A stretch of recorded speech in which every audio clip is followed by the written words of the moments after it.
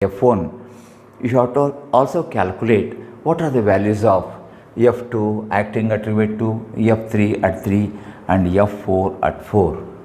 Friends, the secondary loads are directly proportional to the distance of those rivets from the center of gravity, and in this particular problem, friends, L1 is equal to L2 is equal to L3 is equal to L4, and hence we can say this F1 is equal to F2 is equal to F3 equal to F4. So F1 equal to F2 equal to F3 etc. equal to the same value 55 745.54 Newton.